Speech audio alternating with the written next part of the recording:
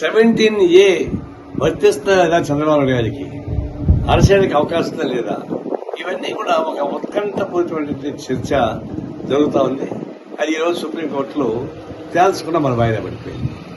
వాస్తవానికి ఈ 17A దానిపైన ఇద్దరు జడ్జెస్ డిఫరెంట్ ఒపీనియన్స్ ఇస్తే దాన్ని సుప్రీంకోర్టుకి పంపించారు.